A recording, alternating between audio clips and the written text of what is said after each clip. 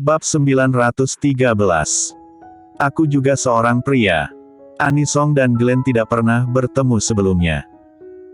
Karena pernikahannya diadakan di luar negeri, Anisong enggan untuk pergi, dan saat pasangan itu mengatakan bahwa mereka juga akan mengadakan pernikahannya di China, Anisong semakin tidak mau pergi. Pokoknya, tidak peduli dia menghadiri yang mana, selama dia hadir, itu sama saja.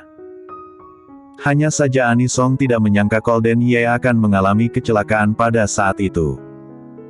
Ketika dia mendengar kabar buruk itu, dia hampir pingsan. Bagaimanapun, itu adalah anak yang dipercayakan oleh kakaknya. Untungnya, dia berhasil menemukannya, dan Anisong baru menghela nafas lega. Setelah itu, Siska Su, sekretaris Audrey Han, mendekatinya dan memberitahu dia tentang Audrey Han. Anisong diam dan berkata bahwa dia akan mempertimbangkannya. Dia tidak menyangka tua besar Yuchi akan begitu keras kepala, dan dia juga tidak menyangka kalau Golden Ye diselamatkan oleh Jerry Yuchi secara tidak sengaja. Apakah semua ini takdir? Meskipun Anisong sangat menyayangi Golden Ye, dia benar-benar tidak ingin melihat Jerry Yuchi lagi. Peristiwa tahun ini begitu jelas di benaknya sehingga dia merasa sangat terjerat di dalam hatinya. Tepat ketika Anisong ragu-ragu, Audrey Han, yang mendengar laporan dari Siska Su, langsung mengerutkan kening dalam-dalam. Dia berpikir bahwa hidup adik perempuannya di luar negeri sangatlah buruk. Tapi adiknya malah tidak mengizinkan dia untuk bertindak. Tangannya tidak bisa menjangkau ke luar negeri, tapi dia bisa memutuskan urusan luar negeri, kan? Jadi Audrey Han secara pribadi mengunjungi Anisong, dan agar lebih persuasif, Audrey Han juga menculik Glenn. Saat melihat Glenn, Anisong bisa dibilang benar-benar kaget.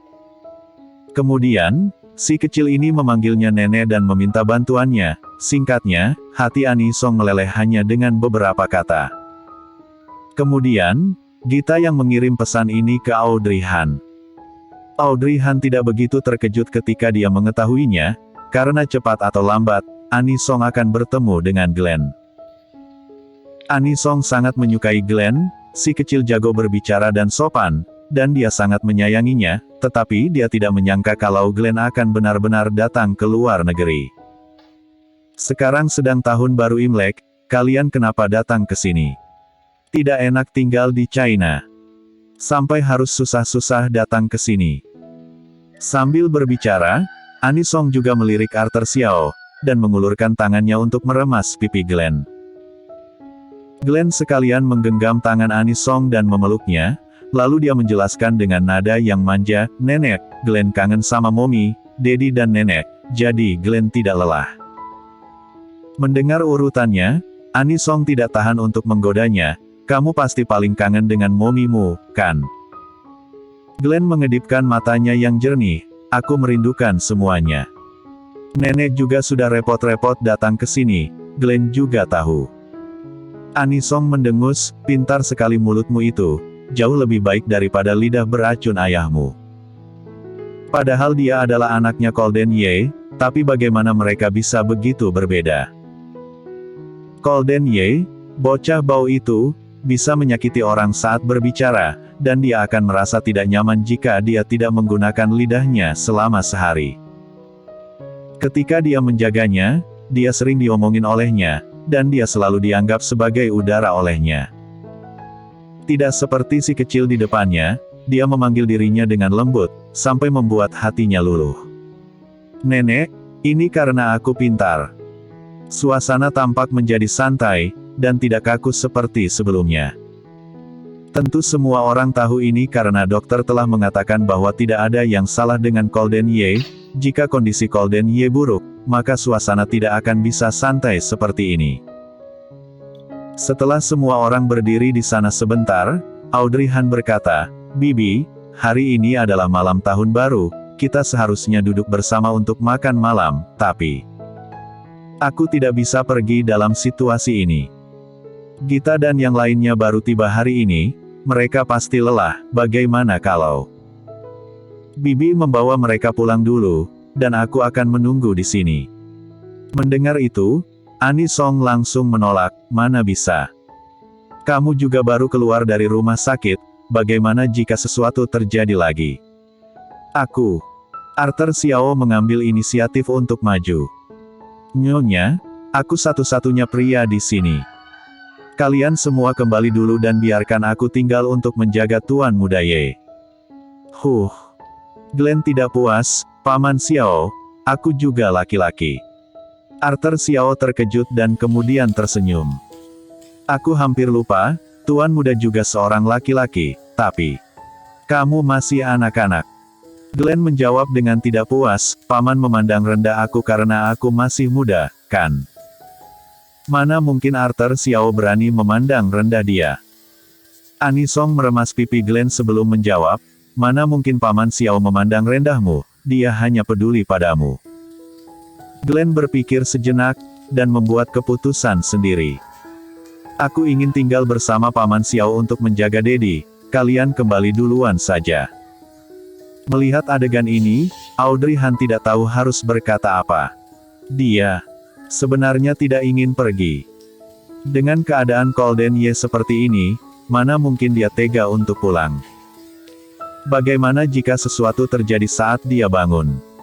Bagaimana jika ingatannya pulih? Setelah memikirkannya, Audrey Han masih bersikeras pada pikirannya. Aku bisa tinggal di sini sendiri. Kalian semua bisa kembali dulu, aku akan menelepon jika ada apa-apa. Tidak. Ani Song, sama seperti dia, juga bersikeras pada pikirannya, aku tahu jelas kondisi fisikmu saat ini. Kamu tidak cocok untuk tinggal dan merawat Golden, kamu sudah harus kembali dan beristirahat. Audrey, jangan salahkan Bibi karena tidak mengingatkanmu, kamu sekarang adalah ibu hamil. Tapi, jangan khawatir, ikuti saja kata Arthur Xiao. Dia akan tinggal di sini dan kita kembali dulu. Jika Audrey Han tidak hamil sekarang, dan tidak ada tanda-tanda keguguran pada janin, Ani Song tidak akan memaksanya kembali, dan mereka semua bisa tinggal di sini bersama. Lagi pula, mereka akan merasa lebih tenang jika ada orang di dalam kamar. Tapi ini waktu-waktu spesial, jadi mereka terpaksa begini. Gita menarik lengan baju Audrey Han. Audrey, mari kita dengarkan Bibi Song. Aku pikir omongannya masuk akal, di luar sangat dingin, jadi sebaiknya kamu kembali bersama kami dulu. Tidak apa-apa membiarkan Arthur Xiao tinggal di sini. Tidak menyangka Glenn juga mengajukan dirinya di saat seperti ini, aku juga sudah besar, biarkan aku tinggal di sini bersama Paman Xiao. Audrey Han ingin menolak, tetapi Ani Song malah mengangguk.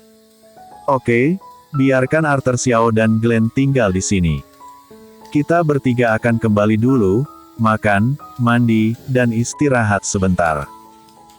Jika kamu ingin datang lagi, aku pasti tidak akan menghentikanmu. Karena tidak ada cara lain, Audrey Han hanya bisa menyetujuinya. Sebelum pergi, Audrey Han menoleh dan melirik Glenn, lalu berjalan ke arahnya dan berjongkok.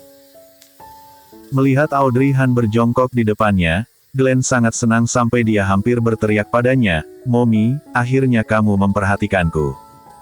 Bersambung.